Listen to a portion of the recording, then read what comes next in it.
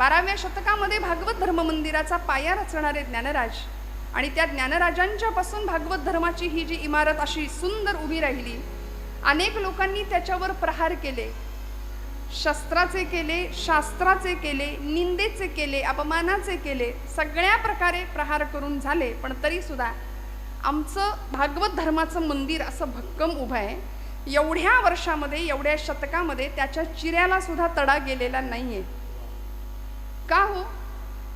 मी नेहमी असं सांगते की अलीकडेच्या काही काळात आमच्या शालेय विद्यार्थ्यांना अभ्यासक्रमामध्ये हडप्पा, मोहनजोदडो, हो ना, अशा संस्कृतींचा इतिहास होता. उत्खनन केलं आणि त्या संस्कृती आम्हाला सापडल्या, बरोबर ना? हे मराठी मीडियमला होतं, आता कॉन्व्हेंटला नाही आहे. हे सगळं आहे, वा, हे सगळं उत्खनन करून आम्हाला सापडलं. एकाने विचारावं, ताई हडप्पा संस्कृती, मोहेंजोदडो संस्कृती उत्खनात मिळाल्या, हिंदू संस्कृतीचं काय आहे? तुम्ही हिंदू संस्कृती म्हणून गोडवे गाता, पण हिंदू संस्कृती कुठं आहे? मी म्हटलं, हिंदू संस्कृती अशी आहे की ती उत्खनन करून शोधावी लागत नाही, ती तुमच्या माझ्या रक्तात, रोमात, हाडा मासात भिनलेली आहे. या भूमीचं ज्ञानोबा, तुकोबा हे रसायन होऊन बसलंय. इथली परंपरा, इथले वेद, इथली शास्त्र, इथली पुराणं, इथली उपनिषद, हे सगळं सनातन धर्माचं भूषण ठरावीत, अशा सगळ्या या गोष्टी आहेत. म्हणून आज जगाच्या पातळीवर फक्त तंत्रज्ञान, विज्ञान या क्षेत्रातच नव्हे तर आध्यात्मिक क्षेत्रात सुद्धा विश्वगुरु म्हणून भारताची नोंद झाली आहे. म्हणून मला असं वाटतं की आजचा अभंगाची चाल सुद्धा देश मिश्रित रागात झाली की काय. वा वा, याला म्हणायचं योगायोग. हरीचिया भक्ता नाही भय चिंता. ज्या तुकोबरायांनी आम्हाला भक्ती शिकवली, बरं भक्ती करत असताना फक्त म्हणाले टाळ कुटत बसा मंदिरात, देवळात जाऊन. ज्या काळामध्ये देवळातला देव सुरक्षित राहील की नाही असा विलक्षण काळ होता तुकोबरायांच्या काळात. एकीकडे शककर्ता राजा घडत होता, महाराष्ट्राची राजमाता त्याला घडवत होती. तुकोबरायांनी वारकरी धर्माची पताका आपल्या खांद्यावर घ्यावी, संप्रदायाची पताका वारी करावी, जगाला भक्तीचं मोल सांगावं, भक्तीचं महत्त्व पटवून सांगावं, पण भक्ती बरोबर शक्तीचं सुद्धा महत्त्व समजावून सांगावं. आणि त्याच समाजाला हातामध्ये टाळ जरी दिला तरी त्याच समाजाला तुकोबराय म्हणतात, विंचू देव्हाऱ्याशी आला, देवपूजा नावडे त्याला, तेथे पैजाराचे काम, अधमाशी तो अधम. त्यामुळे भक्ती या कन्सेप्टमध्ये, भक्ती या संकल्पनेमध्ये काय काय नेमकं अनस्यूत आहे, काय समाविष्ट आहे? भक्ती करायची म्हणजे नेमकं काय? गळ्यात तुळशीची माळ, कपाळाला टिळा, पंढरपूरची वारी, ग्रंथांचं उत्तम वाचन, पारायण, हरिपाठ, उत्तम पाठ, देवळात बसून सतत टाळ कुटणे, एवढीच भक्ती आहे का? या पलीकडचा व्यापक अर्थ भक्तीचा आम्हाला संतांनी शिकवला, अर्थात तो करून दाखवला. कृतिशीलतेतून आम्हाला ज्ञान कसं देता येईल हे संतांनी समाजाला दाखवून दिलं. म्हणून तर परोपकाराय सताम विभूतया, जगाच्या कल्याण संतांच्या विभूती, देह कष्टविती. त्यांचं येणं या करता होतं ना, रसातळाला निघालेल्या समाजाला सन्मार्गावर आणणं हे ध्येय होतं, हे जीवनाचं. वास्तविक येण्याचा काही उद्देश नव्हता.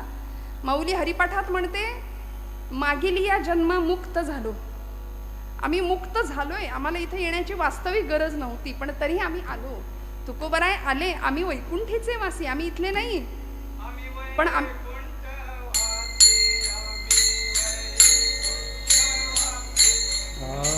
वैकुंठवासी,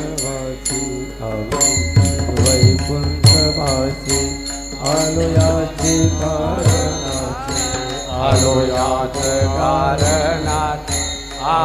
बोलिले जय ऋषी, बोलिले जय ऋषी.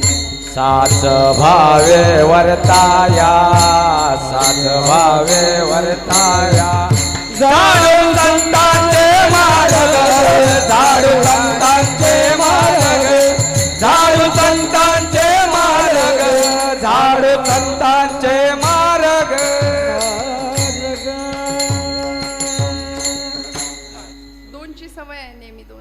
2:02 बरोबर. आम्ही वैकुंठीचे वासी आलो याची कारणासी, बोलिले जे ऋषी साच भावे वर्ताया. आम्ही या करता आलो, वास्तविक आम्हाला जो आनंद मिळाला तो तुम्हाला द्यायला आम्ही आलो. म्हणून भक्तीच्या प्रांतामध्ये हरिभक्त भरपूर आहेत, पण भक्ती कशी करावी आणि भक्ती करत असताना कुणी जपजाप्य करतंय, कुणी तीर्थयात्रा करतं, कुणी दान धर्म करतं, कुणी कीर्तनाला येऊन बसतं, कुणी घरातच जपमाळ घेतं, समोर सिरियल चालू असते, हातात जपमाळ असते, ज्याची त्याची भक्ती. परवा एक आजीबाई म्हणली, लाव ग आई कुठे काय करते, हातामध्ये जपमाळ. ती संजना आली की रामकृष्ण हरी रामकृष्ण हरी रामकृष्ण हरी, अरुंधती आली की रामकृष्ण हरी रामकृष्ण हरी राम, असा जप चालतो. अशी भक्ती ज्याच्या त्याच्या सोयीनुसार आहे. माझं कुणाला काही म्हणणं नाही. गणपती आता येतील काही दिवसांवर, गणपती मंडळाची स्थापना होते, गणपती कुठंतरी कोपऱ्यात असतो, पण दिखावा जो काही असतो, देखावा फार तर मागे पत्त्यांचा डाव रंगेल. भक्ती जो तो ज्याच्या त्याच्या पद्धतीने करतो. पण प्रश्न असा आहे की भक्तीमध्ये नेमकं काय असलं पाहिजे, किंवा ती भक्ती करत असताना आपल्याला आवडते ती भक्ती करायची आहे की भगवंताच्या आवडीकरता भक्ती करायची आहे. एखाद्या मंडळाला जर गणपतीनं दृष्टांतच दिला असेल की बाबा रे, मला आपलं ते अथर्व शीर्ष नको, गणपती स्तोत्र नको, देवाची धर्माची गाणी नको, मला आपलं ते सारखं बाई वाड्यावर या ऐकवा, असा जर एखाद्या मंडळाला जर दृष्टांत दिलाच असेल तर काय सांगावं, आपण कुठे काय बोलणार. मला माझ्या मिरवणुकीला डीजे शिवाय माझी मिरवणूक करायची नाही असं जर बाप्पांनी सांगितलं असेल, पण मला सांगा, हा सगळा थिल्लरपणा भक्तीमध्ये आला. परिणामी भक्तीची व्यापक व्याख्या आम्ही विसरलो.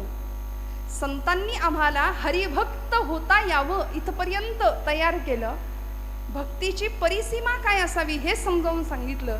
आणि या सगळ्यामध्ये जो हरिभक्त या पदवीला पोहोचतो त्या भक्ताला काय काय प्राप्त होतं. बरं, हरिभक्त कुणाला म्हणायचं? जो विभक्त नाही तो भक्त म्हणाले. आज आम्ही सगळे विभक्त झालो आहोत, सगळे विभक्त. 92 कुळी, 96 कुळी, 98 कुळी, याच्यातच आम्ही इतके विभागलो की एक कधी दिसणार. म्हणून आमचा हिंदू धर्म बघा, सगळ्या धर्मांमध्ये आमचा हिंदू धर्म श्रेष्ठ आहे, सनातन वैदिक धर्म आहे. हे जरी असलं तरी संत्र्यासारखा दिसायला वरून दिसतोय, पण फोडल्यानंतर आतून प्रत्येक फोडी वेगळ्या आहेत. इतर पंथांचं बघा, टरबुजासारखा आहे हिरवागार, वरून आम्हाला विभाग दिसत आहेत, पण आतमध्ये फोडल्यानंतर सगळं एकसंध आहेत. त्यामुळे भक्तीची व्याख्या फक्त देवभक्ती इथपर्यंत सीमित न राहता ती देशभक्ती, धर्मभक्ती, राष्ट्रभक्ती इकडे जावी.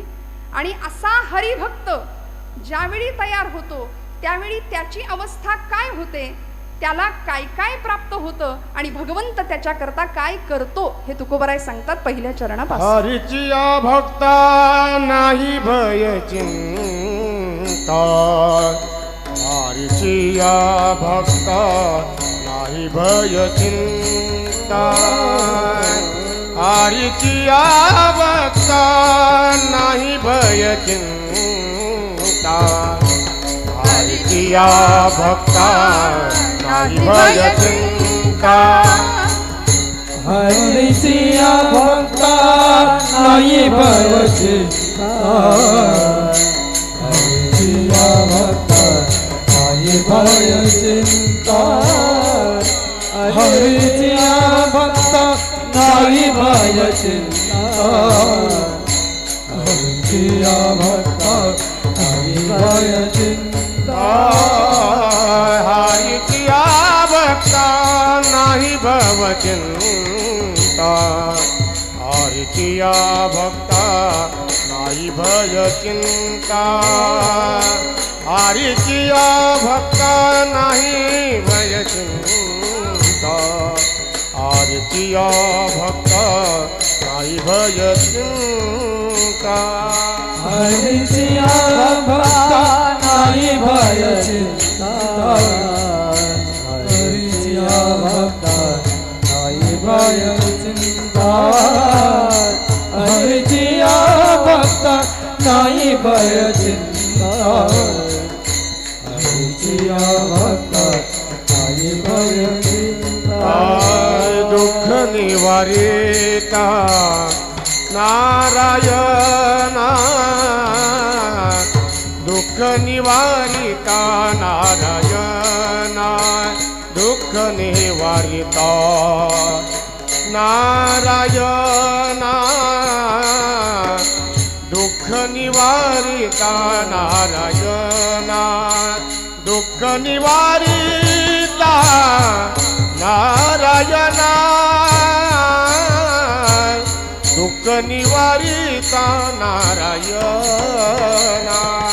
न लगे वाहने संसार उद्वेग न लगे वाहने संसार उद्वेग न लगे वाहने संसार उद्वेग न लगे वाहने संसार उद्वेग दुःख निवारिता नारायण दुःख निवारिता नारायण दुःख निवारिता नारायण दुःख निवारिता नारायण दुःख निवारिता नारायण दुःख निवारिता नारायण निवारणे संसार उद्वेग निवारणे संसार उद्वेग निवारणे संसार उद्वेग संसार उद्वेग हरिया भक्ता नाही भय चिंता दुःख निवारिता नारायण दुःख निवारिता नारायण दुःख निवारिता नारायण हरिया भक्ता नाही भय चिंता दुःख निवारिता नारायण दुःख निवारिता नारायण दुःख निवारिता नारायण नारायण नारायण हरीचिया भक्ता नाही भय चिंता. तुकोबरायांनी हरिभक्त या अवस्थेला आम्ही जेव्हा पोहोचतो तेव्हा आम्हाला काय लाभ होतात याचं वर्णन केलंय बरं का. हरीच्या भक्ताला भय नाही पहिली गोष्ट, आणि दुसरी गोष्ट चिंता रहित जीवन खरा हरिभक्त जगतो. तुम्ही आम्ही चिंतेत असतो कायम, तुम्ही आम्ही कायम भयग्रस्त असतो. आणि बघा तुम्ही कथा कीर्तनाला जाणारा माणूसच फार अगदी घाबरून जगत असतं, होय की नाही. आम्ही निर्भय असावं ही संतांची अपेक्षा आहे. कीर्तनाला रोज येणारा माणूस कायम लो कॉन्फिडन्स आहे, अजिबात आत्मविश्वास नाही, जीवनाकडे सकारात्मकतेकडे बघण्याची दृष्टी नाहीये, जीवनाचा संघर्ष पचवण्याची तयारी नाहीये. पण हरिभक्त ज्यावेळी आम्ही होतो तो भक्त भयरहित भयमुक्त जीवन जगतो. म्हणून आमच्या सगळ्या संतांची उदाहरणं बघा, चरित्र बघा. तुकोबरायांचं चरित्र घ्या. काय होतं महाराजांकडे, आम्ही सदैव सुडके जवळी येतात चोरही धाके. चोरांनी 10-100 वेळा विचार करावा यांच्या घरात जाताना जाऊ की नको. दारिद्र्य बघून आपल्याकडचंच काहीतरी द्यायची इच्छा व्हावी की काय, म्हणून चोर सुद्धा घाबरायचा तुकोबरायांकडे यायला. पण महाराज निर्भय. संसाराला बाजूला ठेवलं. संसार तापे तापलो मी देवा, करिता या सेवा कुटुंबाची. मी हे सगळं केलं भगवंता, पण पोळलो, ताप झाला, आणि आता तुझ्या भक्तीला लागलो, तुझ्या भजनाला लागलो. मला लोक काय म्हणतात याची मला पर्वा नाही. कोणी निंदा कोणी वंदा, आम्हा स्वहिताचा धंदा. माणसाने असं असावं बरं का, निर्भय असावं, निर्भय. नाहीतर अमुक काय म्हणेल, आता कीर्तनाला मी जाऊन बसलोय, मग माझे मित्र काय म्हणतील. ऐन 25शीत 20शीतली पोरं कीर्तनाला येताना फार विचार करतात. काय समाज काय म्हणेल, 4 मित्र काय म्हणतील, म्हणतील आत्तापासूनच येड लागलं याला, निघाला कीर्तनाला. आमच्या तरुण अगदी 20-25 इथल्या मुली सुद्धा कीर्तनाला येताना थोडंसं काचकूच करतच येत असतील, मला असं वाटतं, नाही का? मनामध्ये लोक काय म्हणतील. अर्जुनाचं हेच झालं होतं की नाही हो, पण भगवंतांनी कसं सिद्ध बनवलं. कुरुक्षेत्रावर मोहग्रस्त झालेला अर्जुन भयव्याकुल स्थितीमध्ये होता. सिदंती मम गात्राणी मुखंच परिशिष्यती, माझे हातपाय गळून गेले देवा, माझ्या तोंडाला कोरड पडली, कारण माझेच आप्तेष्ट समोर आहेत. पितामह भीष्म, द्रोणाचार्य, कृपाचार्य, या सगळ्यांना मी कसं मारू, माझे भावंड समोर आहेत. हातातलं धनुष्य गळून पडावं. भगवान गोपाल कृष्ण म्हणाले, अर्जुना उठ, उचलते तुझं धनुष्य आणि सिद्ध कर क्षत्रियत्व तुझं. स्वतःला क्षत्रिय म्हणवतोस ना, हतो वा प्राप्सिसी स्वर्गम जित्वा वा भोक्षसे महिम. रणांगणावर धारा तीर्थी पतन पावलास तर स्वर्गात जाशील आणि जिंकलास तर राज्य तुझं आहे, लक्षात ठेव. आणि मग 18 अध्यायी गीता श्रवण करावी अर्जुनाने भगवंतांच्या मुखातनं. आणि अर्जुनाला सांगावं, अर्जुना निसंग असलेला मी, माझा संग तू केलास म्हणून या पदाला पोहोचलास. म्हणून तो भगवंतू जो निसंगाचा सांगा तू, तो म्हणे पार्था दत्त चित्तू होई आता. हे सगळं ऐकवलं, ऐकून घ्यावं लागलं अर्जुनाला, सगळं ऐकावं लागलं. आणि मग जे काही स्थित्यंतर झालं, मग जे काही परिवर्तन झालं, अर्जुनाला निमित्त केलं आणि भगवंतांनी भारतवर्षातल्या सगळ्या अधर्माचा नाश त्या युद्धामध्ये केला. का हो? भक्तांनी निर्भय असलं पाहिजे. भक्ताचं ध्येय काय असलं पाहिजे, ते ध्येय निश्चित असलं पाहिजे. दुर्दैवानी आज तुमचं आमचं भक्ती राहू द्या बाजूला, व्यवहारात सुद्धा धड एक निर्णय नाही आमचा. कायम संभ्रांत, कायम गोंधळलेल्या अवस्थेमध्ये आहे की नाही. कायम भयग्रस्त आहोत. असं केलं तर असं होईल, मग तसं केलं तर काय होईल. निर्णय क्षमता नाही, पालकांकडे नाही. त्यामुळं पालक आपल्या मुलांमध्ये ती निर्णय क्षमता देऊ शकत नाहीयेत. मग आमचं बाळ 10वी पास होतं कसं बसं. 10वी झाल्यानंतर, अहो 10वीला 98% पोराला जरी पडले तरी पालक विचारतात 2% कुठं गेले, विचारतात की नाही. सध्या कशाच्या मागे आम्ही लागलो. खऱ्या अर्थी निर्भय, बलवान आणि पोलादी स्नायूंचे संन्यासी मला हवेत, अशा स्वामी विवेकानंदांनी अपेक्षा केली होती.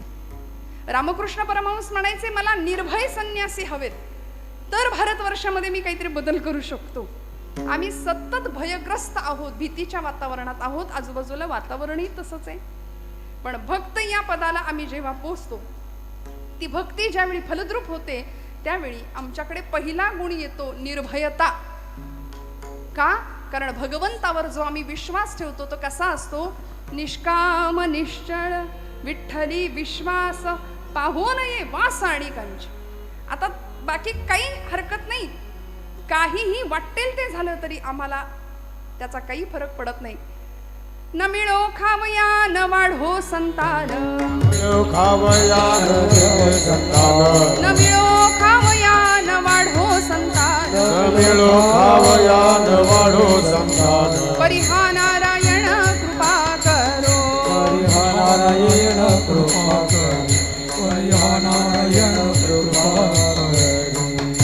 तुटो हे शरीर फुटो हे मस्तक, नामाचा गजर सोडू नये.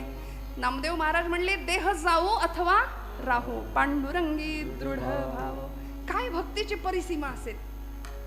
आमचा इतका भक्तीतला सगळा गोंधळ आहे की आम्ही उपास जरी केला तरी दिवसभर इतकं तोंड वाकडं असतं आमचं. भक्ती करताना सुद्धा आम्ही किती संशयाने भक्ती करतो बघा. आम्ही कसे निर्भय होणार, आम्ही कसे चिंतामुक्त होणार. देव आहे की नाही हेच आमच्या डोक्यातनं अजून गेलेलं नाहीये. पक्क ठाम खरंच आहे का देव, नाही तर एवढे उपास तापास करतोय ते वाया जायचं. कोरोनामध्ये लोकांनी घातलेल्या माळा काढल्या की नाही, का? शंका नव्हती. डॉक्टर म्हणले चांगलं चुंगलं खा, काढली माळ. का? खात्री नाही. संशयात्मा विनश्यती असं भगवान गोपाल कृष्ण गीतेमध्ये म्हणतात. मग आपण भक्त आहोत ना, मग आपण विभागलेले, विभक्त असता कामा नये. पक्का ठाम विश्वास पाहिजे. हरिभक्त या पदाला पोहोचायचं असेल. आमची भक्ती संशयाने ग्रासलेली आहे. एकाने मला विचारलं, आता श्रावण आलंय, रोज बेलाची पानं भगवंताला व्हावी म्हणतो, सुरुवात केली खरी, पण शंकर पावला नाही तर हे पुढचंच. अजून सुरुवात पण नाही. आरंभ शूर हा असं म्हणतात आपल्याकडे त्याला. सुरुवात करायची. सुरुवात करतानाच आम्ही नकार इतका जीवनामध्ये भरवलाय. पावला नाही तर काय करायचं म्हटलं, जर तर राहू दे. नाही म्हणले मग देव बदलू का, हे आणि त्याच्यावर. आमची उपासना भगवंताला बदलण्याकरता नाही मंडळी, स्वतःला बदलण्याकरता. अंतर्बाह्य तुमच्या माझ्या जीवनामध्ये परिवर्तन व्हावं याकरता भक्ती आहे. म्हणून म्हणतात दुर्दैव जावं याकरता भक्ती नाही करायची, दुर्दैवाचे घाले सहन करण्याची शक्ती मिळावी याकरता भक्ती आहे. विठ्ठल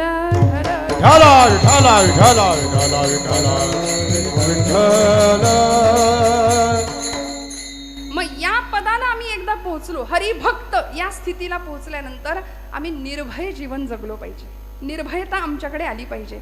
सध्या शास्त्रकारांनी वैराग्य शतक नावाचा एक ग्रंथ भर्तृहरींचा प्रसिद्ध आहे. त्याच्यामध्ये त्यांनी 9 प्रकारचे भय माणसाला जडतात जीवाला, त्याचं वर्णन केलंय. भोगे रोग भयम, कुलेच्युती भयम, वित्ते नृपालाद भयम, माने दैन्य भयम, गुणे खल भयम, रूपे जरायाद भयम, शास्त्रे वादी भयम, बले रिपु भयम, काये कृतांताद भयम, सर्वे वस्तु भयान्वितं भुवि नृणां वैराग्यमेवा भयम. काय सांगितलं? भोगे रोग भयम. 9 प्रकारची भय आहेत. माणूस कायम भयामध्ये घाबरलेला आहे. भोगी माणसाला, ज्याला सतत भोग हवे असतात, सुखाचे यशाचे अनेक प्रकारचे भोग मनुष्य इथे आल्यानंतर भोगतो. भोगी माणसाला रोगाची भीती आहे. शास्त्रकार म्हणाले भोगे रोग भयम, कुले च्युती भयम. कुलवान शीलवान जो माणूस असतो ना, कुळाचा ज्याला अहंकार असतो, तो च्युत होण्याची भीती असते, त्याला पदच्युत होण्याची भीती असते. आपण जरा काही वेडवाकडं वागलो तर लोक काय म्हणतील, लोक काय म्हणतील याचाच विचारात तो कायम असतो. भोगे रोग भयम, कुलेच्युती भयम, वित्ते नृपालाद भयम. वित्त म्हणजे पैसा. म्हणाले कशाची भीती असते हो? ज्याच्याकडे भरपूर पैसा आहे त्याला राजाची भीती. हे पूर्वीच्या काळचं, पण आता सोपं सांगू का, इन्कम टॅक्स वाल्यांची फार भीती असते. वित्ते नृपालाद भयम, माने दैन्य भयम. मानी माणसाला दीनतेची भीती आहे. जो स्वतःचा मान सन्मान जपण्यामध्येच गुंतलेला असतो ना, तो लोक काय म्हणतील. 100पैकी 99 माणसं त्याला चांगलं म्हणतात, पण एक माणूस वाईट म्हणत असेल तर त्याचं सगळं लक्ष त्या माणसाकडे असतं की हा माणूस मला वाईट म्हणतोय. आणि खरं सांगू का, जग चांगलं म्हणतं, शेजारी कधीच चांगले म्हणत नाहीत. म्हणतात का? म्हणून निंदकाचे घर असावे आपल्याकडे म्हण आहे की नाही. पण आपल्या सगळ्यांना चांगले शेजारी भेटले असतील अशी आशा करते बरं का. त्यामुळे जगाने कितीही कुणी काही म्हटलं तरी मानी माणूस दीनतेचं भय बाळगून असतो. माने दैन्य भयम, गुणे खल भयम. गुणवान माणसाला शत्रूची भीती असते. रूपे जरायाद भयम. रूपवान माणूस असतो की नाही त्याला म्हातारपणाचं भय असतं. हे माझं म्हणणं नाही, वैराग्य शतकातला श्लोक आहे भर्तृहरींचा, शास्त्रकार सांगतायत. रूपवान माणसाला जरा म्हणजे म्हातारपणाचं भय आहे. म्हणून तर जगामध्ये आत्ता परवाच तो रेशो सांगितला बघा कुठेतरी, भारतामध्ये 60 लाख नुसती सलून आहेत. म्हणजे सौंदर्य प्रसाधनासाठी जे काही उत्पन्न भारतामध्ये जातंय किंवा लोक त्या गोष्टीकडे जितकं लक्ष देत आहेत. रूपे जरायाद भयम. रूपवान माणसाला म्हातारपणाचं भय आहे. पण हे अंतिम आहे की नाही सत्य. 25व्या वर्षी जी देहाची अवस्था आहे ती 75व्या वर्षी असेल का? मान्य करावं माणसानी. आम्ही कीर्तनामध्ये बऱ्याचदा नारदीय कीर्तन, आता तुम्हाला माहिती आहे मी मागच्या वेळी नारदीय कीर्तन इथं केलं होतं. मग ते उत्सव असा असतो की सलग कीर्तनं एकाच ठिकाणी असतात. मग मी एके ठिकाणी असं म्हटलं, मला राणी लक्ष्मीचं चरित्र सांगायचं होतं, झाशीच्या राणीचं. म्हटलं तरुण मंडळी जरा समोर पाहिजेत. पण मी असं म्हटलं की उद्या जरा काळे केस अपेक्षित आहेत, आज सगळेच पांढरे केस आहेत. माणसं एवढी हुशार, दुसऱ्या दिवशी सगळे डाय करून आले, हेअर डाय. सगळ्यांनी केस रंगवले. आम्ही जागच्या जागी डाय व्हायची वेळ आली. परिणाम रूपे जरायाद भयम. वर्ण तिकीट पाठवले, भगवंतांनी निरोप दिलाय की बाबा झाला तुझा उत्तर रंग सुरू, आयुष्याचा उत्तरार्ध सुरू झाला 40 नंतर. मान्य करावं माणसाने. पण नाही, रूपे जरायाद भयम, शास्त्रे वादी भयम. शास्त्रवान शास्त्रपंडित निपुण माणसाला वादाचं भय असतं. गुणे खल भयम. गुणवान माणसाला शत्रूचं भय आहे. काये कृतांता भयम, आणि शरीराला मृत्यूचं भय आहे. किती घाबरू नये बघा आम्ही. शरीर मृत्यूने भयभीत आहे. आता येईल का उद्या येईल. कोरोनाच्या काळात आपल्याला सगळं मृत्यू असा गिरट्या घालत होता आमच्या आजूबाजूला. आमची माणसं कितीतरी गेली है की नाही. शरीराला मृत्यूचं भय आहे. काये कृतांतात भयम, पण उपजेते नाशे नाशिले पुनरपी दिसे, हे घटिका यंत्र जैसे परिभ्रमेगा. जर माऊली म्हणते तर आम्ही हे मान्य करावं आणि निर्भय राहावं. म्हणून तर तुकोबारायांना मरणाचा सोहळा करता आला. तुम्हाला मला करता येत नाही. तुम्ही आम्ही आपण म्हणू मरणाचा कुठे सोहळा असतो का. पण महाराज म्हणतात आपुले मरण पाहिले म्या डोळा, धन्य तो सोहळा अनुपम्य. सोहळा केला, मरणा हाती सुटली काया, असं तुकोबराय म्हणतात. का हो, कारण निर्भय झाले, निर्भय अवस्था प्राप्त झाली. तुम्हाला मला ती अवस्था प्राप्त व्हावी म्हणून हरिभक्ताची लक्षणं आणि भक्ताचे लाभ तुकोबराय सांगतायत. बघा तुम्ही कुठल्याही गोष्टीच्या बाबतीत आम्ही एखादी गोष्ट करायला गेलो तर आपण पहिला प्रश्न विचारतो, मग मी हे केलं तर त्याने मला काय मिळेल. हे मी केलं तर मग काय होईल, मला काय मिळेल, प्राप्ती काय, लाभ. सध्या मनुष्य सगळ्यातनं लाभ बघतो, बरोबर ना. सगळ्या गोष्टीतून आपल्याला काय मिळेल, फायदा काय मिळेल. तुकोबरायांना आमच्या सगळ्यांची ही मनोवृत्ती माहिती आहे. म्हणून म्हणले भक्ती करा, हरिभक्त व्हा, तुम्हाला काय काय मिळेल. मोठीच्या मोठी यादी सांगितली या अभंगामध्ये. पहिली गोष्ट निर्भयता तर आहेच आहे, आणि अशी निर्भयता होती म्हणून अनेक हरिभक्त भक्तीच्या प्रांतामध्ये यशस्वी झाले. नवे पांडुरंगाला, आपल्या उपास्य देवतेला आपलंसं केलं. आमची राधाराणी असेल, मीराबाई असतील, कान्होपत्रा असतील, जनाबाई असतील.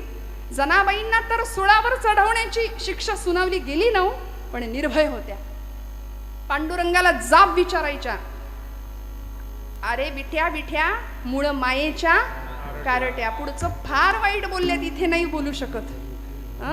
जनाबाई का हो, हक्क होता परमेश्वरावरती, आणि जो खरी भक्ती करतो त्याचा प्रेमळ हक्क भगवंतावर असतो. तुम्ही आम्ही हक्क नाही दाखवू शकत, कारण आम्ही लबाड भक्त सगळे. आमची भक्ती म्हणजे फक्त दाखवण्यापुरती. खरं सांगू, ब्रह्मचैतन्य गोंदवलेकर महाराज म्हणतात की आपली भक्ती अशी असली पाहिजे की आपल्या घरच्यांना सुद्धा कळला नाही पाहिजे आपला परमार्थ. इतका लपून परमार्थ पाहिजे. आपल्या शेजारच्याला सुद्धा कळलं नाही पाहिजे. आम्ही मात्र सगळीकडे दाखवत आमचा परमार्थ करतो. जनाबाईंचा परमार्थ असा होता, दळिता कांडिता तुझं गाईना अनंता.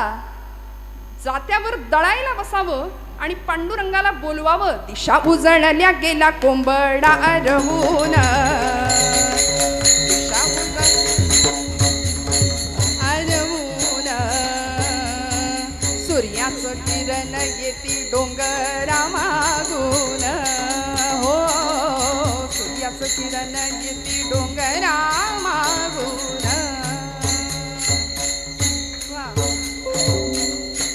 जनाई बैसली जात्यावरी दळायाला, पांडुरंग सखा येई तिच्या गमदतीला. घरच्या पिठाची घालू भाकर पती देवा, ही गोडी अमृताची पांडुरंगा वाटे हेवा.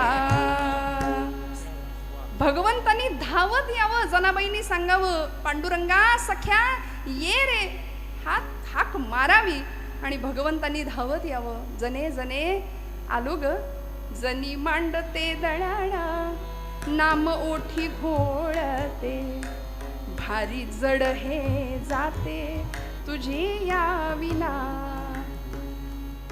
पांडुरंगा, संसाराचा ताप झालाय, संसाराचा उद्वेग झालाय. संसार म्हणजे ज्या संसारामध्ये आम्ही सुखाची अपेक्षा करतो तो संसार दुःखमुळे एवढ्यावरच थांबू नका. संसारच दुःख आहे. विठ्ठल विठ्ठल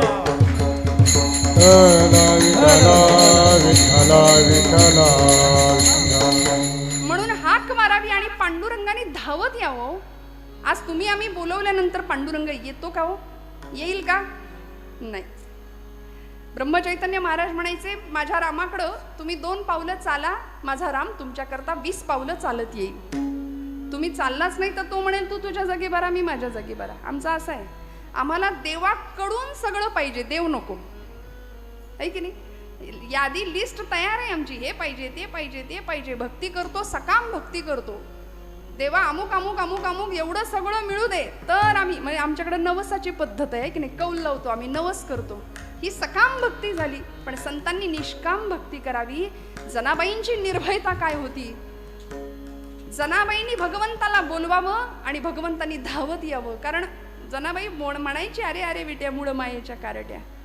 नामदेव भांडण करायचे, भक्त कैवारी या होशी नारायणा, भक्त कैवारी या होशी नारायणा,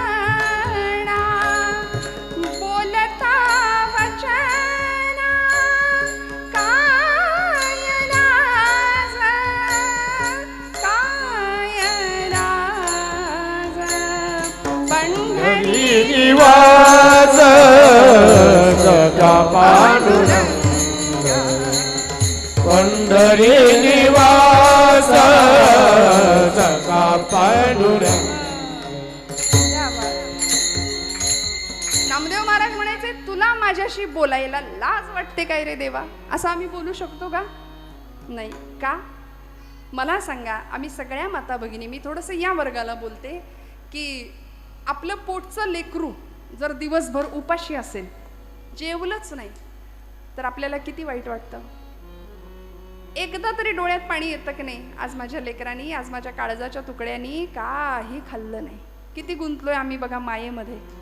वास्तविक तोच तुकडा काळजाचा मोठा होतो, लाथ मारायला पुढे मागे बघत नाही, पण त्याच्याकरता आम्ही किती तुटतो, किती झुरतो. संत म्हणतात, तेवढं झुरणं, तेवढं तुटणं भगवंता करता ठेवा. तरी झडझडोनी महिला निघ, ये भक्तीची वाटे लाग, तै पावसी अव्यंग निजधाम माझे. आम्ही भगवंतासाठी कधी रडतो का हो?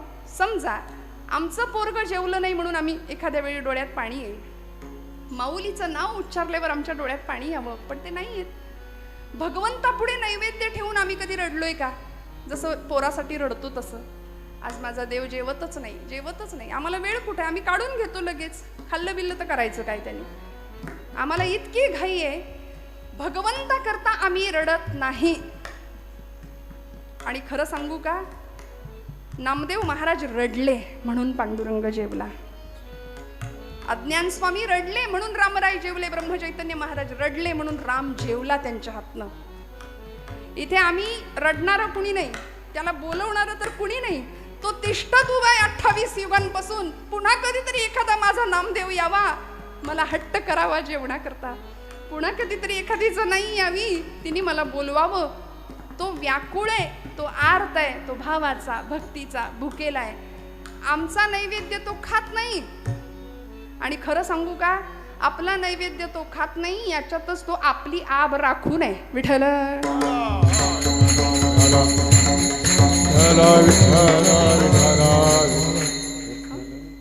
आहे की नाही? भगवंत आपला नैवेद्य खात नाही, हे बरं आहे एका अर्थी. त्यांनी जर खायला सुरुवात केली तर अनंत हस्ते कमलावराने, देता किती घेशील दो कराने, नेईल जेव्हा ते तू क्या करानी, किती रक्षसी मग दो कराने. इतकं दिलंय त्यांनी, आणि ते सगळं जर काढून घ्यायला लागला तर मग काही आपलं खरं नाही.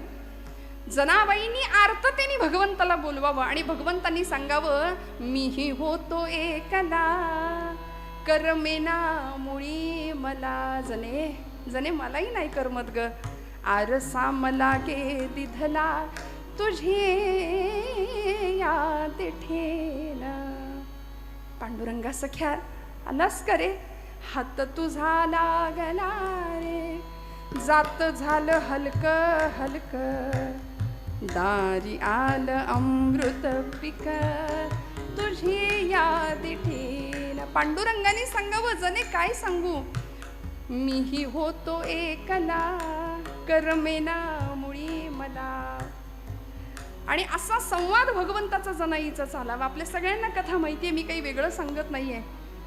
एखादी कथा जर सांगायला लागली ना, लोक म्हणतात ऐकलंय, माहितीये, परत काय. हे स्वतःला सॉफिस्टिकेटेड समजणारी माणसं बरं का, कीर्तनातली. श्रद्धा नाही, भाव नाही, व्यवहारातलं मोठे पण इथं सुद्धा जपणारी काही मंडळी असतात, पण आपल्यापैकी तसं नाहीये कुणी, याची मला जाणीव आहे. त्यावेळी प्रत्येक वेळी आमचा भाव जागृत होतो. आम्ही तिथं पोहोचतो. जनाबाईंचा भाव काय असेल एका क्षणापुरतं का होईना आम्हाला जाणवतं. आणि ज्यावेळी पांडुरंगाने दळायला सुरुवात करावी, भगवंताला सांगावं जनाईनी, पांडुरंगा तुला सवय नाही बाबा, कंबर बिंबर दुखेल. आडवे झाले भगवंत, गळ्यातला रत्नहार काढून टाकला. थंडी होती म्हणून जनाबाईनं आपलं कांबळं टाकावं. इकडे पहाड झाली, भूपाळीचे स्वर कानावर पडले. सगळे पुजारी म्हणतायत भूपाळी आणि लक्ष हाराकडं. विषयात बडबडलेली माणसं याहून दुसरं काय करणार. सगळी बडबड गडबड सुरू झाली.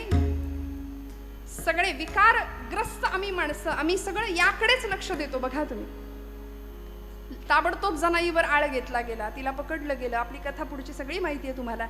जनाबाईंना सुळावर द्यायचं ठरलं.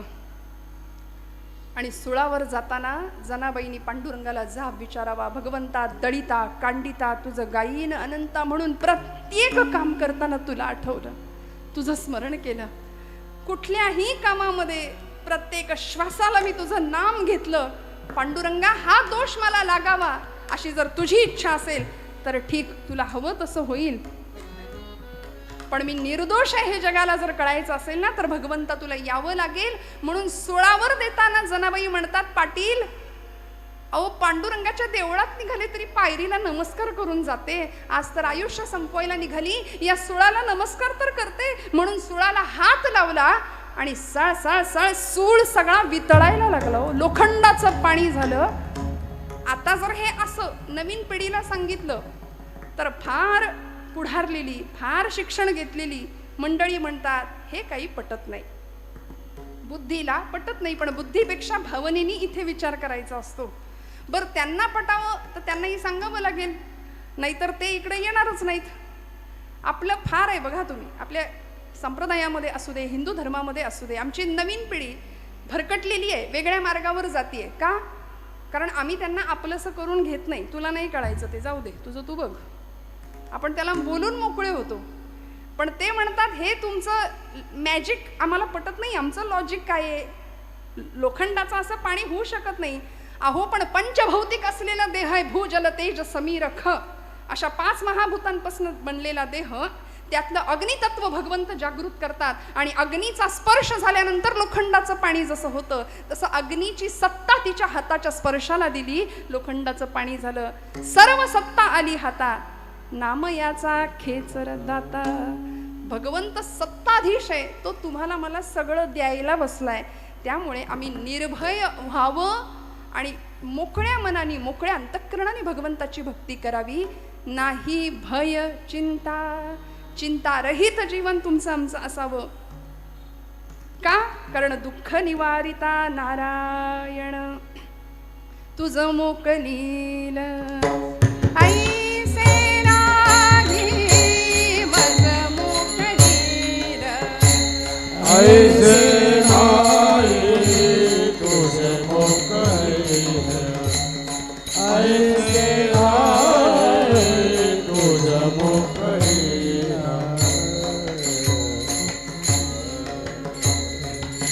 सकल जीवांचा करीतो सांभाळ, मज मोकलील ऐसे नाही, मज मोकलील ऐसे नाही. सकल जीवांचा करीतो सांभाळ, तुझ मोकलील, तुझ मोकलील ऐसे नाही, ऐसे नाही. चिंतारहित असावं, सकल जीवांचा करीतो सांभाळ, तुझं मोकलील ऐसे नाही. का बरं आपल्याला सोडेल? कारण तो कसा आहे, दुःख निवारिता नारायण तुकोबराय म्हणतात.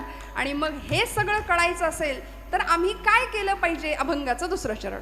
न लगे वाहने संसार उद्वेग, न लगे वाहने संसार उद्वेग, टाल वाजवा न लगे वाहने संसार उद्वेग, न लगे वाहने संसार उद्वेग, न लगे वाहने संसार उद्वेग जडून दीपांग देवराव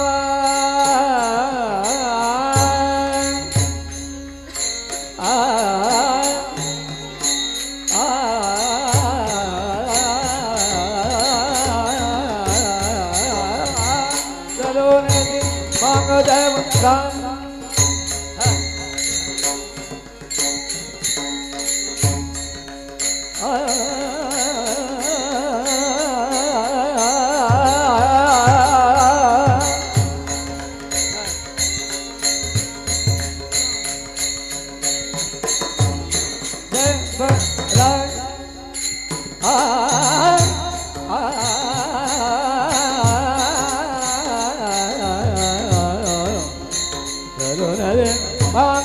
देवराव राजा देवराय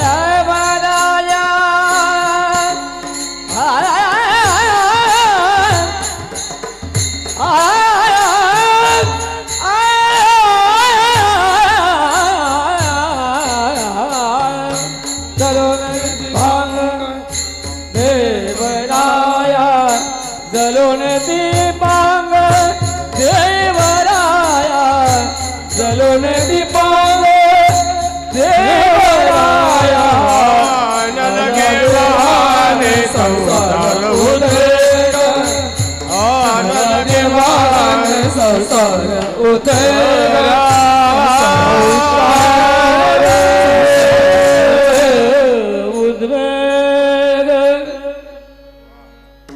नलगे वाहणे संसार उद्वेग जडोने दीपांग देवराव. तुकोबरायांनी सांगितलंय भगवंतावर एकदा विश्वास ठेवला की नाही की संसारातला उद्वेग करायची गरज नाही. नलगे वाहणे संसार उद्वेग जडोने दीपांग देवराव. भगवंत उसणं शिल्लक ठेवत नाही. कर्ज ऋण भगवंत सगळं फेडतो, व्याजासहित फेडतो. काय दिलं हो सुदाम्यानी? मुठभर पोहे दिले. ऋण तरी मुठभर पोहे, त्याच्या व्याजात हे मनगरी ती. व्याज म्हणून सुवर्ण नगरी दिली. मग म्हणाले मुद्दलाचं काय झालं? मुद्दलात मुक्ती देणे ही कोण्या साहुकारीची रीत. मुद्दल म्हणून मुक्ती देऊन टाकली सुदाम्याला. भगवंत सगळं फेडतो. दरबारामध्ये दुःशासनाने केसांना धरलं होतं, फरफटत आणलं होतं. दयेची याचना करत होती आमची द्रौपदी माता.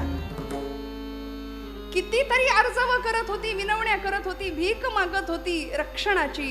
द्रोणाचार्य, कृपाचार्य, अश्वत्थामा, पितामह भीष्म, एकापेक्षा एक बलाढ्य महारथी पांडव प्रतापी होते.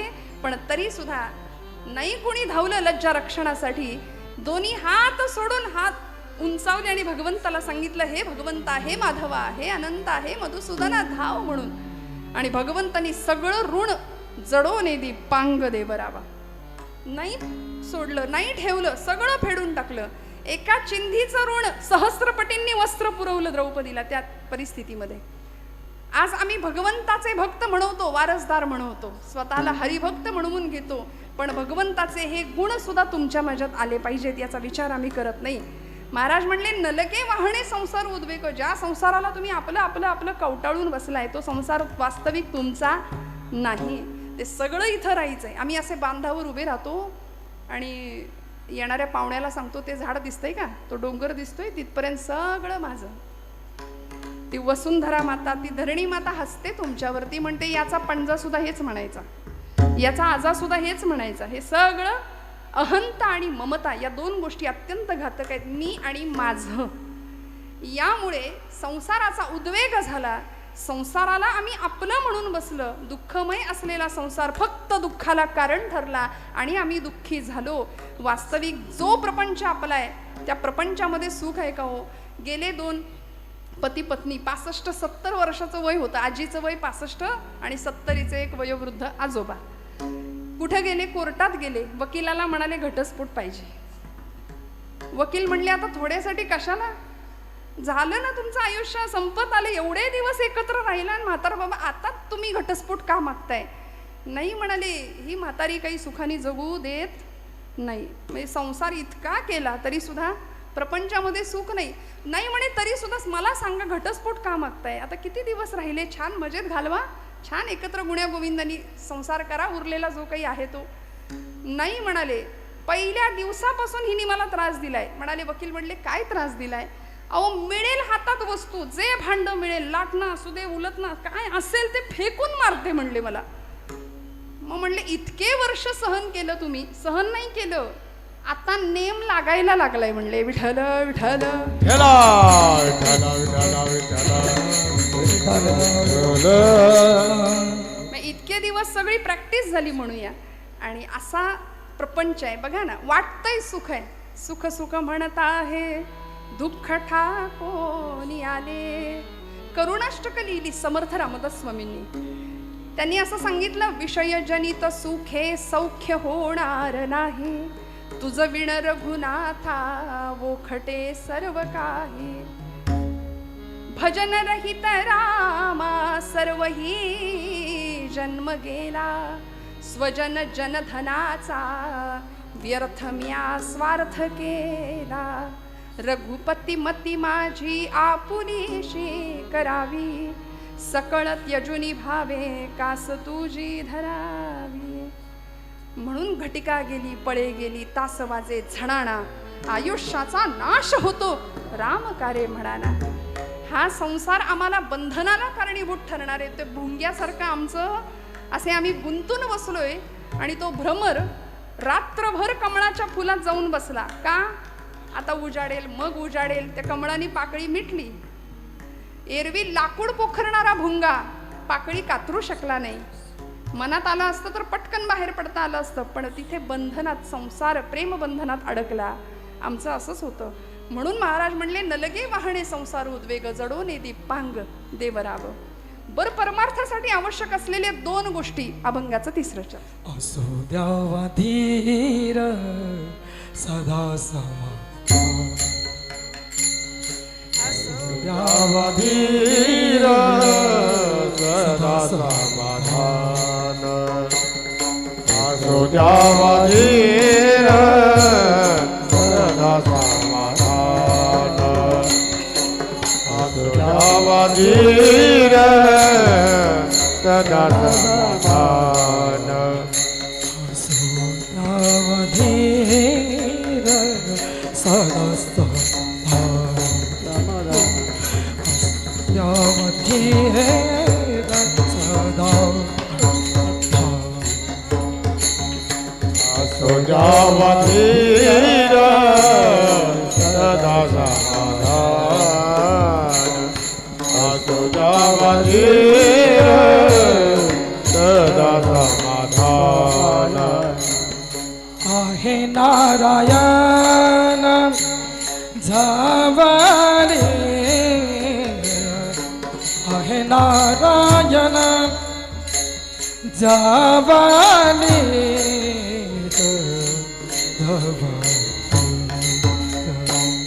लगे वाहने संसार उद्वेग, लगे वाहने संसार आहे नारायण जवाईत, आहे नारायण जवाईत,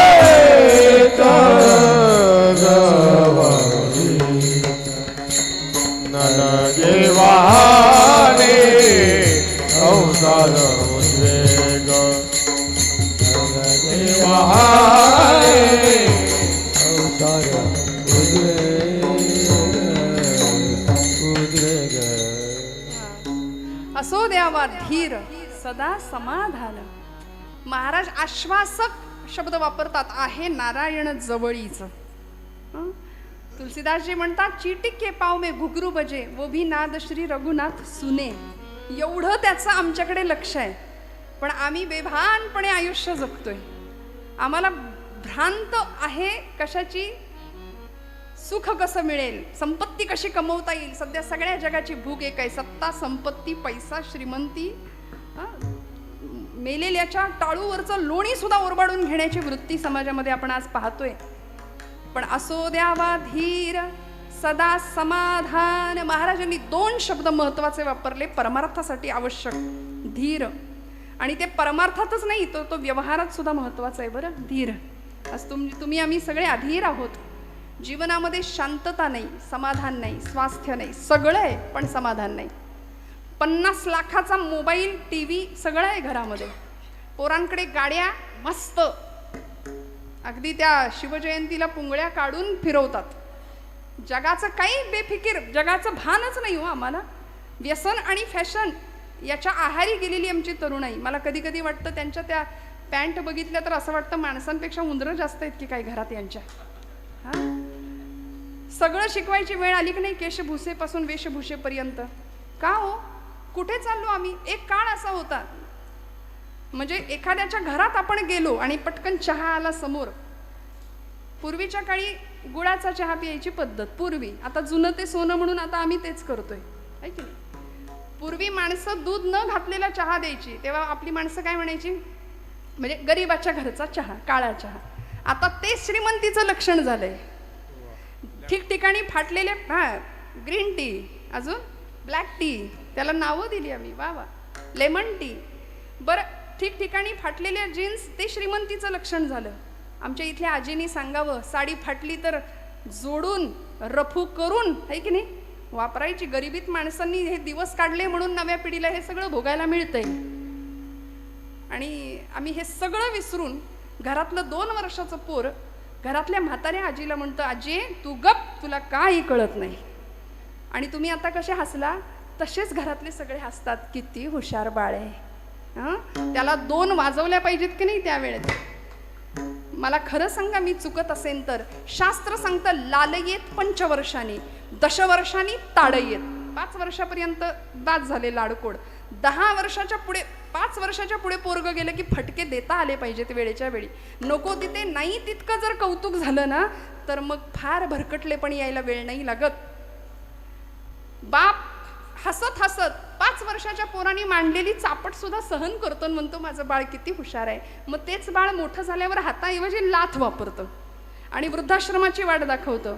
मला काही दिवसांपूर्वी वाचलेला रेशो आहे, भारतामध्ये हिंदू धर्मीयांची वृद्धाश्रम जास्त आहेत. किती लाजिरवाणी गोष्ट आहे. मुस्लिम पंथामध्ये आपल्या आई वडिलांना वृद्धाश्रमात पाठवायची व्यवस्था किंवा पद्धतच नाहीये, ते सांभाळतात. आज तुम्हाला आम्हालाच आमचे पालक जड का होत आहेत? का आमची पोरं वृद्धाश्रमाचा रस्ता आई वडिलांना दाखवतायत? सगळं असून बेवारस असल्यासारखे पालक वर्ग का बरं? रक्ताचे पाणी करावं, हाडाची काढं करावी, सगळं करावं. का हो? आम्ही अधीर झालो. असंयमित जीवन, मर्यादे पलीकडचं जीवन आज आम्ही बघतोय, भोगतोय आजूबाजूला. इथल्या प्रत्येक पुरुषांनी, माता भगिनींनी मला सांगावं की आमची तरणी ताठी पोर जर घरातनं बाहेर पडली आणि संध्याकाळी 7 वाजून जरी गेले आणि ती घरात नाही आली तर आमच्या काळजाचा ठोका चुकतो की नाही? का हो? कारण मर्यादे पलीकडचं जग आज आपण बाहेर पाहतोय. मग अशा परिस्थितीमध्ये आम्ही भपकेपणाकडे लक्ष द्यावं, भब्बकपणाकडे लक्ष द्यावं की आहे त्याच्यामध्ये समाधानी राहून खऱ्या अर्थी आमच्यातलं आत्मतत्व जागृत करावं, खऱ्या अर्थी परमार्थाची कास धरावी आणि मुलींना स्वसंरक्षण कसं करता येईल यासाठी आम्ही त्यांना सिद्ध आणि कटिबद्ध बनवलं पाहिजे की नाही? मला सांगा. असे टपून बसलेत, कधी आमच्या उमऱ्यात येतील सांगता येत नाही. लव जिहादवाले आमच्या पोरी बाळींना फूस लावून फसवून घेऊन जातायत, धर्मांतर सरळ घडतायत. आणि हा परिसर तुम्हाला मला काही मी काय सांगावं इथं येऊन? आपण सगळं जाणता, आपल्या सगळ्यांना सगळं माहिती असतं. फक्त ज्यांनी बोलायला हवं ती मंडळी बोलत नाहीत म्हणून सगळं बिघडतंय. नको बोलायला हवे त्यांचे आवाज भयंकर वाढतायत. धर्मावरती विशिष्ट प्रकारे घाला घातला जातोय. आमच्या देवी देवतांवर, आमच्या संतांवरती नको त्या प्रकारे प्रहार केले जातात आणि आम्ही शांतपणे बसलोय, कुणाच्या घेण्यात नाही, कुणाच्या देण्यात नाही. आम्हाला कशाची फिकीर नाही, परवा नाही. महाराज म्हणले, असो द्यावा धीर सदा समाधान. समाधानी संतांना जमलं, महापुरुषांना जमलं, वीरांना जमलं. मला सांगा, सावरकर आले होते बॅरिस्टरीचा झगा पांघरून लंडनवरून, बॅरिस्टर होऊन आले होते, पण ती पदवी नाकारली. इथं आल्यानंतर 2 BHK 3 BHK घेता आला असता, बंगले बांधता आले असते, जमिनी घेता आल्या असत्या, संतांना करता आलं असतं की नाही. माऊलींना विचारावं, माऊली तुम्ही काय केलं हो? इथं येऊन तुम्ही काही घेतलं का एकरभर जमीन? माऊली म्हणले, हे विश्वची माझे घर, ऐसी मती जयाची स्थिर, किंबहुना चराचर आपणची झाला. म्हणून आज तुम्ही आम्ही बंगले बांधतो, पण आमच्या घरामध्ये माऊलींचा फोटो असतो. वसुधैव कुटुंबकमची भावना संतांना समजली, कारण ते सदैव समाधानी होते. तुकोबराय म्हणले, ठेविले अनंते तैसेची राहावे. आणि हे समाधान प्राप्त व्हावं याकरता आमच्या संतांनी प्राणपणाने प्रयत्न केले, लढले. किती? 11:30 पर्यंत वेळ आहे आपल्याकडे का नाही? 11:15. बरं, टाइम लिमिट दिलेला आहे. अशी समाधानी वृत्ती तुमच्या माझ्याकडे असेल. बघा, समाधान पाहिजे की नाही? नाहीतर आपलं दिलंय म्हणून घ्यायचं 12 वाजेपर्यंत. आम्हाला नारदीय कीर्तनाची फार सवय, 2-2.5 तास आपलं एकटंच बडबडत बसायचं. पण हे आहेत याचं भान ठेवलं पाहिजे. विठ्ठल विठ्ठल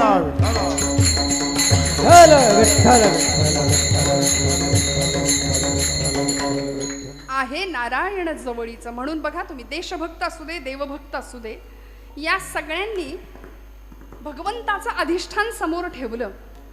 16व्या वर्षी छत्रपती शिवप्रभूंनी रायरेश्वराच्या मंदिरात जाऊन रोहिडेश्वराच्या किल्ल्यावर 150 मावळ्यांच्या धारोष्ण रक्ताचा अभिषेक शंभू महादेवाला घातला होता. का?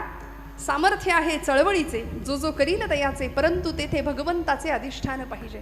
स्वतःसाठी उत्तम जगता आलं असतं, पण नाही. भक्त या पदाला, मग तो मातृभक्त असू दे, देशभक्त असू दे, देवभक्त असू दे. भगतसिंग ऐन 22व्या-23व्या वर्षी ही पोरं फासावर गेली. कल्पना करा, आमच्या घरातली 22-23 वर्षाची पोरं, काय वय होतं, पण तरी सुद्धा देशमातेसाठी प्राणांचं बलिदान दिलं. आणि ज्यावेळी फाशीच्या तख्तावर उभे राहिले होते भगतसिंग, मेरा रंग दे बसंती चोला, माहे रंग दे बसंती चोला, त्यावेळी भगतसिंगांची आई त्या कारागृहाच्या बाहेरच्या बाजूला रडत होती, भिंतीला कान लावत होती, त्या भिंतीवरून हात फिरवत होती, मेरा भगत फांसी पे जा रहा है. सगळा समाज विचारत होता की आई साहेब तुम्ही का रडताय? मुलगा फासावर चालला म्हणून रडता का? नाही म्हणाल्या. नाही, मेरा भगत आज जा रहा है इसलिए मैं नहीं रो रही हूँ. मेरा भगत जा रहा है, मातृभूमि के लिए जा रहा है, ये मुझे पता है. भगत जा रहा है इसका अभिमान है. अरे भगत सारखी अजून 7 पोरं जरी माझ्या पोटी जन्माला आली असती ना, तरी ती मी मातृभूमीलाच वाहिली असती म्हणाली. याला म्हणायचं भक्त ही अवस्था, बरं का. मग राष्ट्रासाठी, देवासाठी, धर्मासाठी प्राणावर उदार होण्याची भूमिका आमच्या सगळ्या संतांनी, महापुरुषांनी, वीरांनी निभावली. आमच्याकडे तारुण्याची व्याख्या परमादरणीय जगन्नाथ महाराज फार सुंदर सांगतात बघा. तेजस्विता, तपस्विता आणि तत्परता हे 3 गुण एकत्र आले की तरुण होतो ना. पण तो तरुण धरून आणावा लागतो म्हणतात की नाही महाराज. पण या तरुणाईला कशाला म्हणायचं हो तरुण? अंगापिंडानी बळकट, मजबूत स्नायू, बलदंड शरीर यष्टी म्हणजे तरुण का? नाही. तेजस्विता, स्वामी विवेकानंद म्हणाले, तपस्विता आणि तत्परता हे 3 गुण आले की आम्ही सगळे तरुण.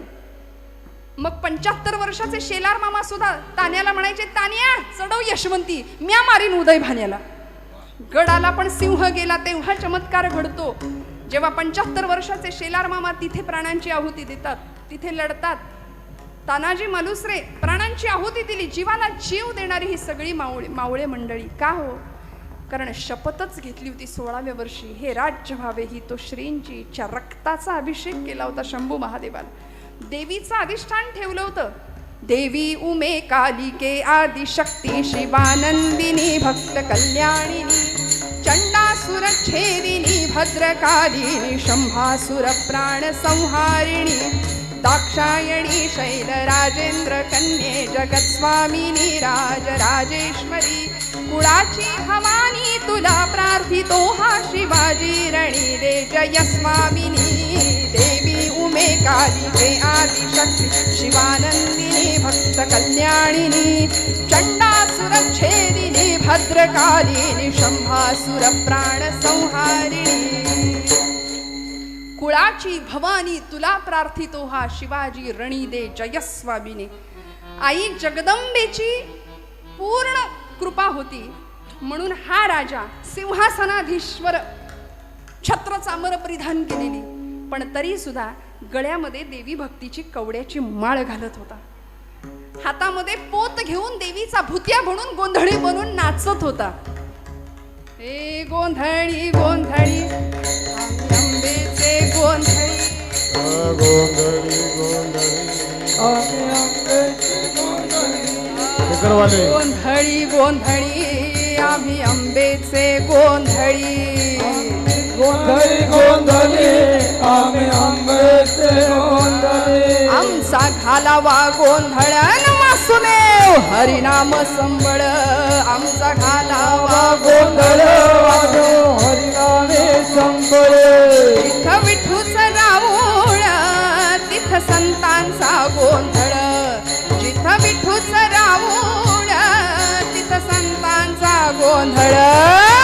गोंधळी गोंधळी आम्ही आंब्याचे गोंधळी. गोंधळी गोंधळी आम्ही आंब्याचे गोंधळी. आम्ही आंब्याचे गोंधळी. आई राजा उध उध म्हणून हातात पोत घेऊन का हो, सामर्थ्य आहे चळवळीचे, जो जो करील तयाचे, परंतु तेथे भगवंताचे अधिष्ठान पाहिजे. म्हणून स्वराज्यावर आलेली सगळी संकट परतावून लावण्याचं धैर्य, साहस, पराक्रम आणि ताकद होती, कारण निर्भय अवस्था प्राप्त झाली होती. हरीची या भक्ता नाही भय चिंता. कारण जिजाऊ माऊलींनी अगदी लहानपणापासून हरिभक्ती शिकवली होती. रावणाला मारणारा राम शिकवला होता, कंसाला मारणारा कृष्ण शिकवला होता, पराक्रमी कीचकाची छाती फोडणारा भीम शिकवला होता. आता आमच्या पोरांना विचारा भीम म्हणजे काय हो, ते पोरग म्हणतं छोटा भीम, कार्टून मधला लाडू खातो. पण पांडव प्रताप, पांडव गीतेमध्ये वर्णन केलंय, धर्मो विवर्धति युधिष्ठिर कीर्तनेन पापम प्रणश्यति वृकोदर कीर्तनेन माद्री सुतौ कथयतां न भवन्ति रोगाः. शत्रुं विनश्यति धनंजय कीर्तनेन. प्रत्येक पांडवाचं गुणवर्णन केल्यानंतर आम्हाला फायदा आहे, लाभ आहे. धर्मो विवर्धति युधिष्ठिर कीर्तनेन, धर्मराजांबद्दल ऐकल्यावर बोलल्यावर धर्मभावना जागृत होते. शत्रुं विनश्यति धनंजय कीर्तनेन, शत्रूंचा नाश होतो अर्जुनाचं चिंतन केल्यावर, गुणवर्णन ऐकल्यावर, पराक्रम ऐकल्यावर. वृकोदर म्हणजे भीमसेन, भीमांचं गुणवर्णन ऐकल्यानंतर अंतःकरणातली पापभावना जाते. आणि माद्रीसूत म्हणजे नकुल सहदेव यांचं वर्णन ऐकल्यानंतर रोगांचा नाश होतो. मग हे सगळं आम्ही ऐकायचं सोडून आज आमचे हिरो बदलले, आदर्श बदलले. असो, माझा त्याबद्दल बोलण्याचा आत्ता तरी भाव नाही आहे, पण या पलीकडे जाऊन तुकोबराय सांगतात, आहे नारायण जवळीचा थोडा विश्वास ठेवा. भगवंत आहे आणि तो आहे. बरं, दर्शनशास्त्रामध्ये ईश्वरी अस्तित्वाच्या काही खुणा सांगितल्या जातात. परमेश्वर आहे याच्या खुणा, अचानक सुगंध येतो, अचानक मंद वारा येतो, अनाहत नाद ऐकू येतो, बासरीचा मंजूळ स्वर कानी येतो. वारीतल्या लोकांना अनुभव असतात, कुठेही फुल नसतं पण अचानक सुगंध येतो, आणि जिथं सुगंध आहे तिथं कृष्ण परमात्मा आहे. दर्शनशास्त्र आहे, भगवंत आपल्या अस्तित्वाची खूण देतोच देतो, फक्त ती जाणून घेण्याची भावना असावी. आणि मग नवविधातल्या सर्वश्रेष्ठ भक्तींमध्ये अशी एक भक्ती आहे, त्या भक्तीकडे जाताना पहिली भक्ती तुकोबर आमचे भागवतकार सांगतात, श्रवणम कीर्तनम. आणि या कीर्तन भक्तीमध्ये असलेली नाम साधन ही भक्ती, ती आम्हाला नित्य निखळ परमानंद दिल्याशिवाय राहणार नाही. म्हणून हाताने टाळी, मुखाने नाम. विठोबा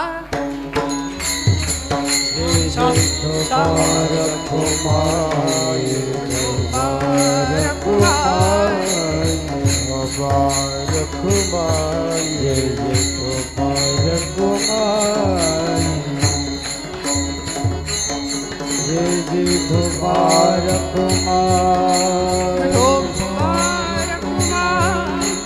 जय विठोबार कुमार, जय विठोबार कुमार, जय विठोबार कुमार, जय विठोबार कुमार, कुमार कुमार, जय विठोबार कुमार, जय विठोबार कुमार, जय विठोबार कुमार.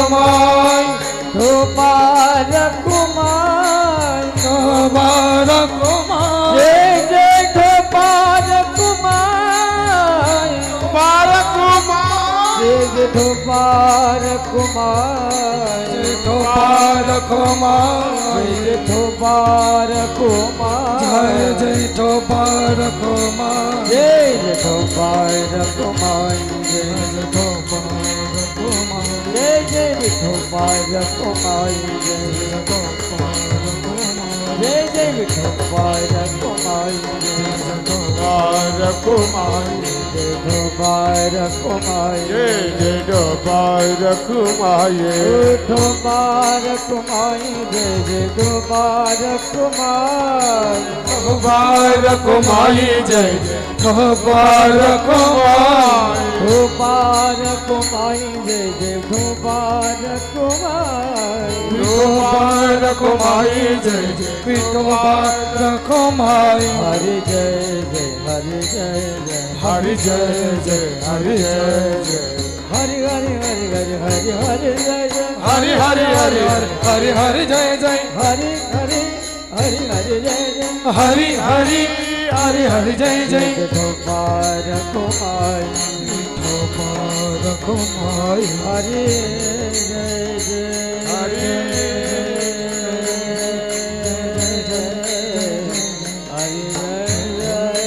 हरि हरि जय जय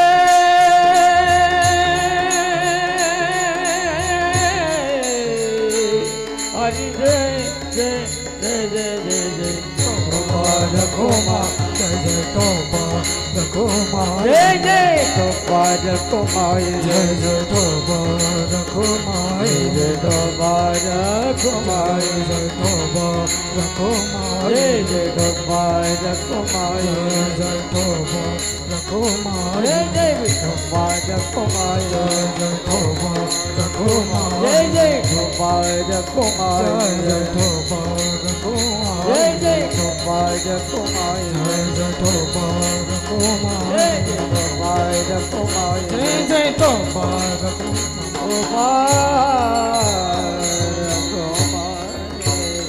जय जय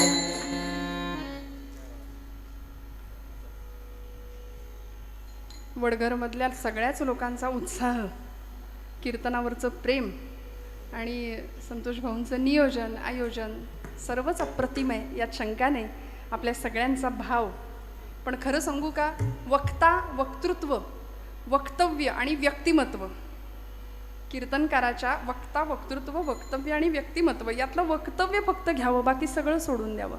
कारण कीर्तनकार येतील जातील, आणि ही गादी अनंत काळापासून आहे, अनादी कालापासून चालत आलेली ही परंपरा, आणि या उज्ज्वल परंपरेचे आम्ही पायिक आहोत. आशीर्वाद रूपाने आपल्या सगळ्यांचं प्रेम मिळतंय, यामध्ये मी स्वतःला खूप भाग्यवान समजते. तुकोबरायांच्या या अभंगावर चिंतन करत असताना, अभंग गोड आहे, 4 चरणांचा आहे. हरीची या भक्ता नाही भय चिंता, दुःख निवारिता नारायण, न लगे वाहणे संसार उद्वेग, जडो नेदी पांग देवराव, असो द्यावा धीर सदा समाधान, आहे नारायण जवळीच, न लगे वाहणे संसार उद्वेग, जडो नेदी पांग देवराव. भागवतामध्ये नवविधा भक्तीचा उल्लेख आहे. श्रीमद भागवत महापुराण या ग्रंथामध्ये कथा आहे, प्रल्हादानी आपल्या पित्याला म्हणजे हिरण्यकश्यपूला नवविधा भक्ती पटवून सांगितली. श्रवणं कीर्तनं विष्णु स्मरणं पादसेवनं अर्चनं वंदनं दास्यं सख्यं आत्मनिवेदनं. श्रवण भक्ती पहिली आहे. का हो, मूल जन्माला आल्यानंतर लगेच बोलायला सुरुवात करतं का? नाही, पहिल्यांदा आजूबाजूच्या जगाचा कानोसा घेतं, ऐकायला सुरुवात करतं, मग हळूहळू बोलायला सुरुवात करतं. पहिली भक्ती आहे श्रवण. म्हणून श्रवणाचे मिसे बैसावे येवोनी, साम्राज्य भुवनी सुख नांदे. मनाचा मारू न करता, इंद्रियांना त्रास सुद्धा न देता, माऊली काय म्हणते, येथे मोक्ष असे आयता श्रवणाची. श्रवण भक्तीचं महात्म्य आमच्या सगळ्या संतांनी पटवून दिलंय. आणि त्या पुढची भक्ती जी आपण आता करतो, कीर्तने महादोष जाती, कीर्तन चांग कीर्तन चांग होय अंग, असा महिमा कीर्तन भक्तीचा आहे की तुकोबराय म्हणतात, ब्रह्मज्ञाना हाती घुटवीन लाळ, ऐसा या कीर्तनी ब्रह्मरस, मुक्त आत्मस्थिती सांडवीन काय संतांचा दृढ विश्वास आहे बघा या नामभक्तीविषयीचा. म्हणून कलियुगामध्ये तुम्हाला मला तारणारं एकमेव साधन आहे. बाकी सगळं आपण करूया, व्यवहार उत्तम करूया, प्रपंच नेटका करूया, भरपूर पैसा, जे काही प्रत्येकाला जे हवंय ते सगळं मिळवायचंय. पण हे करत असताना तुमच्या माझ्या जीवनाचा पाया जर भक्तीचा असेल तर आयुष्यात कितीही संकट आली, आणि आयुष्याचं नावच संघर्ष आहे ना. आपण ECG कुणाचा कधी काढताना बघितलंय का? ECG मशीन, त्या ECG मशीनच्या रेषा बघितल्यात का? ती रेष कधी सरळ असते का जिवंत माणसाची? तो माणूस जिवंत आहे तोपर्यंत ती रेष वर खालीच चालू राहते. एकदा का ती रेष सरळ झाली की श्वास संपला, जीवन संपलं.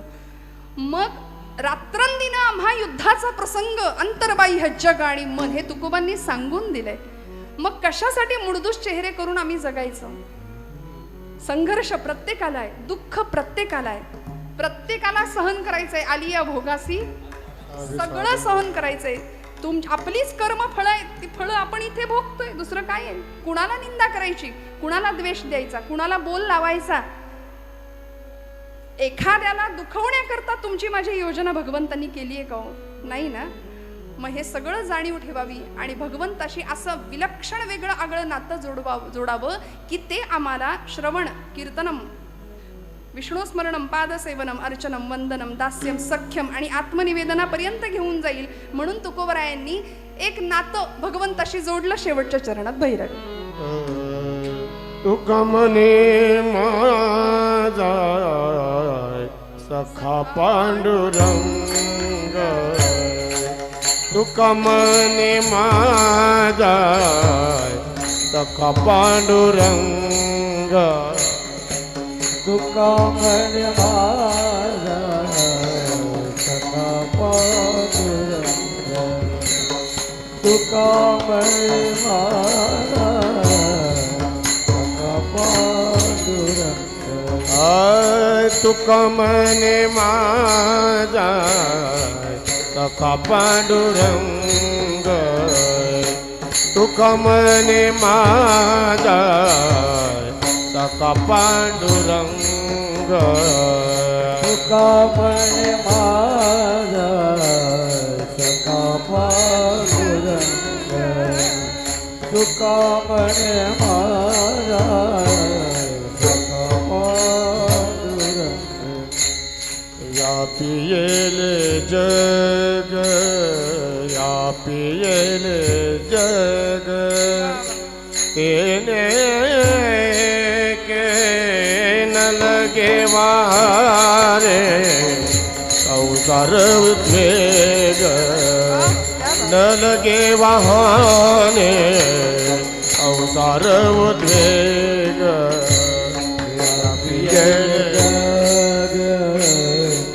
व्यापिये जग येणे एक न लगे वाहने,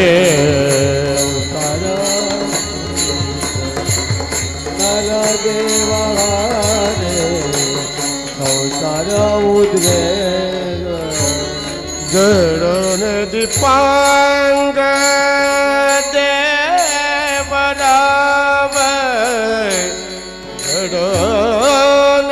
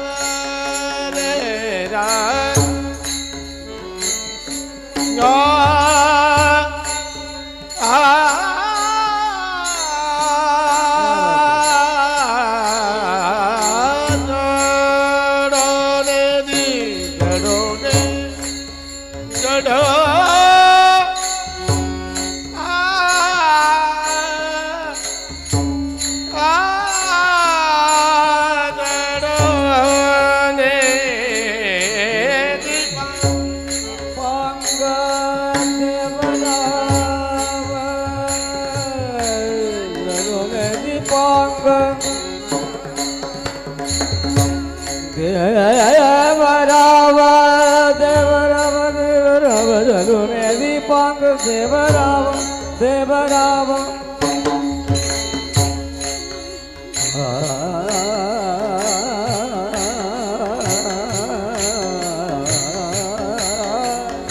देवराव धरून देवराव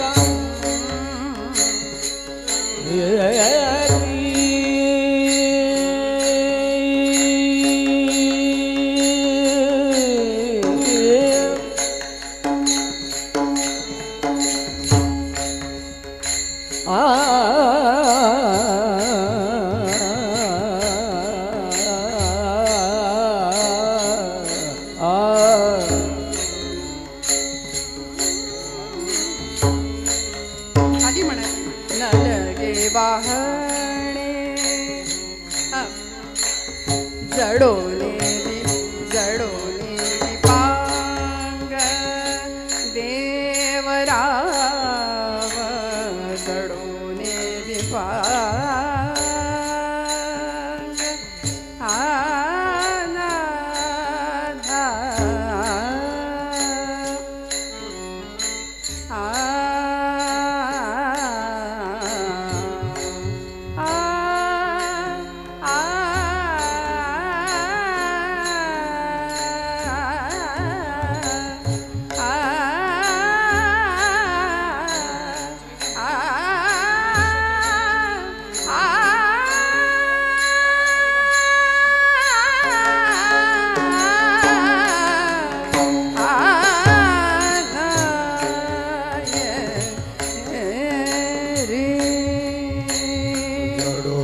दीपांग जडोने दीपांग देवराव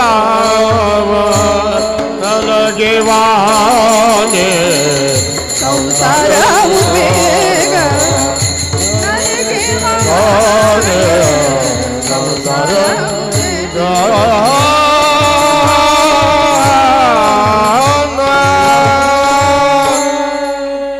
क्या बात आहे. टाळे बसवा एकदा जोरदार. क्या बात. बरं या मंडळींना विचारलं ना राग कुठला होता नाही माहिती म्हणतात. हे इतकं विलक्षण आहे सगळ्यांचं बरं का. संतोष भाऊ सुद्धा आता गाणं शिकतायत गेल्या 2 वर्षांपासून ना मला हो ना त्यामुळे यंदा दिसलेत ते माईक समोर. गोरक्षनाथ महाराजांचं सुद्धा मोठेपण यातच आहे की यांना शास्त्र विचारलं त्यामागचं राग कुठला वादी संवादी काय वर्जस्वर कुठले काही माहिती नाही पण गळ्याची जात आणि भगवंतांनी दिलेला हा प्रसाद ती मंडळी ही सगळीच सुनील महाराज काय गोरक्षनाथ महाराज काय जपतायत प्राणपणाने आणि तोच भाव आहे की हा भगवंतांनी दिलेला प्रसाद आहे यामध्ये आपलं काही नाही. परमादरणीय भानुदास महाराजांचाही तोच भाव आहे. नादब्रह्माची अनेक वर्षांपासून सेवा करत आलेली ही मंडळी स्वरब्रह्माची सेवा करत असलेली ही मंडळी मनापासनं झालेली सेवा सगळ्यांच्या चरणी रुजू करते.